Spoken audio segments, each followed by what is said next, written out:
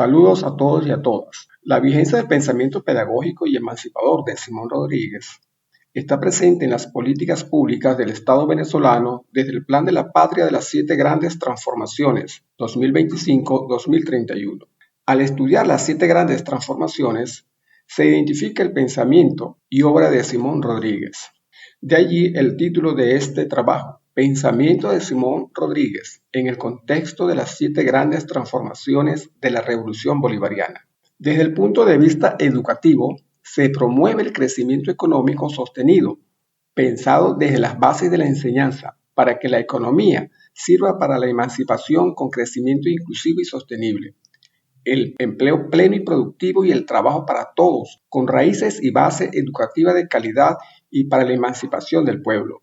Simón Rodríguez tuvo entre sus entornos y lecturas una influencia directa e indirecta de filósofos socráticos, personajes ilustres de diferentes países en los que pernoctó desde su juventud, con lo cual forjó su carácter que posteriormente repercutió en la formación de su pensamiento emancipatorio. Simón Rodríguez es uno de los pocos héroes de la independencia venezolana que no llegó a ser un general o coronel, pero sus armas fueron su ingenio, inteligencia y astucia para contrarrestar el dominio hegemónico por medio de las letras, aporte de ideas y de enseñanza a la juventud.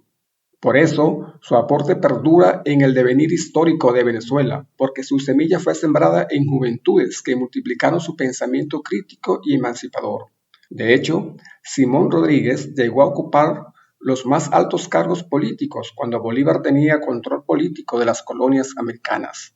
Conoció países donde se dedicó a trabajar, llegando a tener gran variedad de ocupaciones, en las que vio la realidad de la pobreza de los países monárquicos y en las nacientes repúblicas cuyas representaciones humanas históricas contribuyeron con la formación de su criterio.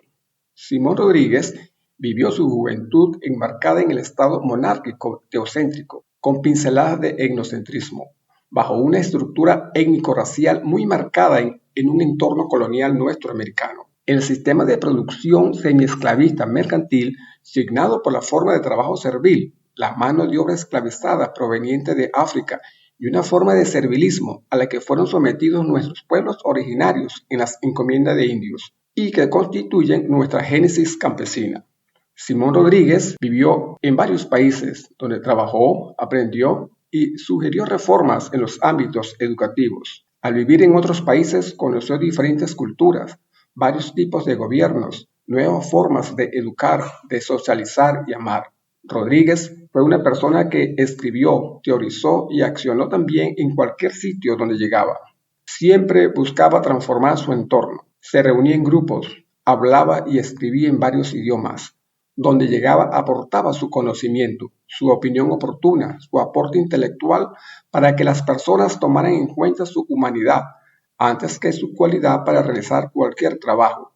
En su transitar por el mundo marcó a muchas personas. Presenció los hechos históricos de los sitios donde convivió, conociendo sus realidades. Veía lo educativo de forma diferente a como la concebían otros pensadores. No creía en la repetición de cosas para aprendérselas. Pensaba lo educativo desde la educación popular. Un compartir de conocimientos más que memorización de acontecimientos ocurridos sin contexto. Su grito de batalla más conocido como intelectual fue inventamos o erramos, no copiemos otros modelos, con la creencia firme de que era mejor inventar, ya que si se copiaban otros modelos de sociedad, nos estábamos exponiendo a errores imperdonables para la vida pública. Su visión se sigue replicando desde hace décadas, tales como la educación popular y su noción de la república basada en el orden, donde la terquedad pertenece al capricho y la firmeza a la razón.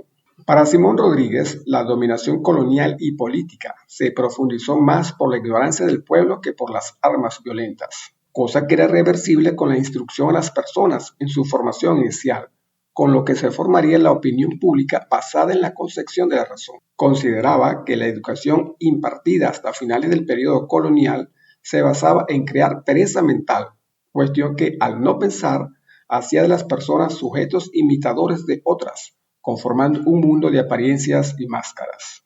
Y aquí uno de los postulados de la educación popular que lo caracterizó. enseñar al pueblo a pensar, porque solo el pueblo salva al pueblo, pero sin las herramientas del conocimiento, ese pueblo es presa fácil de los vendepatria, de los destructores de mundos, de sueños, de la libertad, porque las naciones del sur son apetecibles por los países imperialistas, por lo inmenso de sus recursos naturales y representan un mercado extenso, además de posesionarse geopolíticamente en la región para contrarrestar ideologías contrarias, llegando a constituir el verdadero eje del mal, que ejerciendo el poder tratan de imponer sus políticas sobre la periferia en una lucha desigual.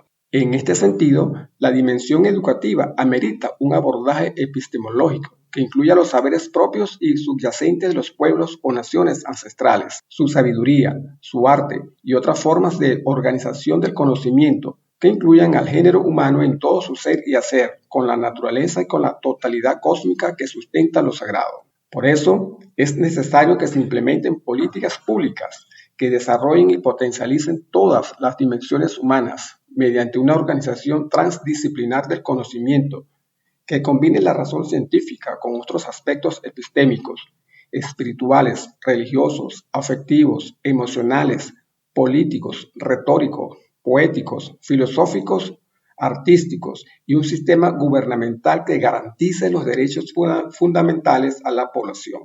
Así se tiene que, en pleno siglo XXI, el Estado venezolano, siguiendo el plan de la patria de las 7 grandes transformaciones 2025-2031, garantiza los procesos formativos integrales y continuos a través de la formación técnico-profesional, investigación y artes y oficios asociados a la producción, para adoptar técnicas y tecnologías que hagan más eficiente la producción y humano el proceso de trabajo. Para ello, el Estado venezolano impulsa políticas de emprendimiento como una vía para generar empleo, diversificar la economía y fomentar la innovación.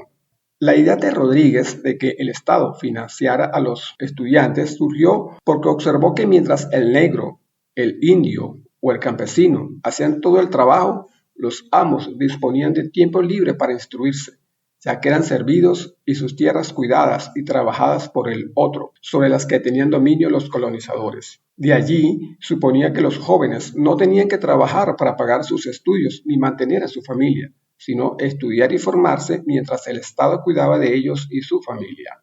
En este orden de ideas, el Estado venezolano plantea la incorporación de los jóvenes de los sectores de menos ingresos en el sistema productivo nacional en condiciones que incentive una cultura productiva socialista, mediante el fortalecimiento de los planes de formación, oficios, inserción laboral y financiamiento al desarrollo de proyectos productivos. Con ello, se propicia una ruptura en el modelo de producción dominante con visión inclusiva, funcional y eficiente para el fortalecimiento de la democracia directa.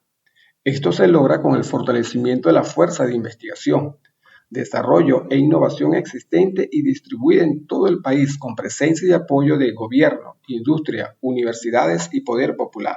Por último, articularía la investigación con la comunidad y el aparato productivo como fórmula para la transformación económica, social y liberadora del país, porque puede llegar a hacer frente a las imposiciones de las naciones hegemónicas que imponen sus creencias o políticas sobre la periferia en una lucha desigual, porque se apropian y hacen uso de la tecnología, apoyados por la inversión y el gasto militar, del control de los mercados financieros mundiales, del acceso a los recursos naturales del planeta, a través de las transnacionales, de los medios de comunicación. Las grandes cadenas de noticias llevan la uniformidad cultural y generan medios de manipulación política y de las armas de destrucción masiva. Con ello, amenazan y someten a los pueblos, apoyan genocidios y asesinatos y propician desplazamiento de sectores de la población mundial de sus lugares de origen. Son políticas totalmente contrarias al pensamiento de Simón Rodríguez, porque estas prácticas imperialistas poseen altas implicaciones geopolíticas, cuyo ejercicio hegemónico de la tecnología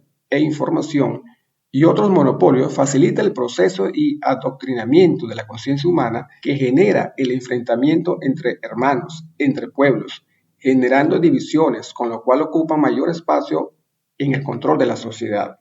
En este sentido, toda intención de lucha de los pueblos está llamada a constituirse en espacios emancipatorios de la sociedad para acabar con las políticas de naciones neoliberales que hacen uso de la tecnología, las armas, los recursos financieros, con los cuales someten a las naciones menos industrializadas, incidiendo en el proceso de aprendizaje de los sujetos sociales. Se puede observar que al ver a nuestro insigne prócer Simón Rodríguez desde el prisma del Plan de la Patria de las 7 grandes transformaciones, nos encontramos muchas similitudes en cuanto a la intencionalidad, tales como la emancipación, la autodeterminación de los pueblos y el libre pensamiento. En Rodríguez, la educación fue uno de los pilares que movió su preocupación y su activismo. Fue un hombre de ideas y de acciones políticas dirigidas a mejorar las condiciones humanas de los oprimidos. Pero le faltó apoyo, porque la sociedad era débil política y económicamente, en donde a los políticos les interesaban otros temas que no tenían que ver con la educación, cultura ni transformación nacional, pues cada uno estaba buscando su porción de poder a espaldas de la sociedad. Este hombre, nacido en Venezuela, intentó establecer sistemas educativos para los pobres, negros y demás excluidos de la sociedad.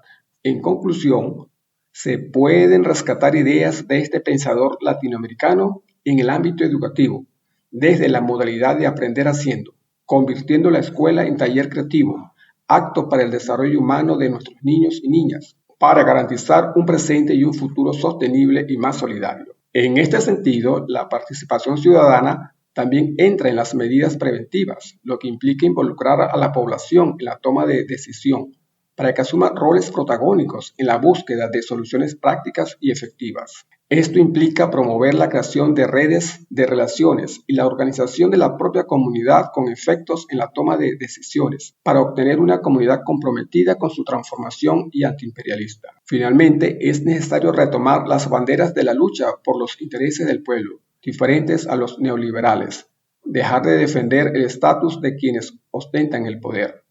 Para ello, hay que desvestirse de la ideología que enmascara la conciencia e impide seguir una praxis a favor del desposeído. Luchar por el pueblo y para el pueblo no se hace desde una posición de poder constituido, porque la conciencia ya está comprometida.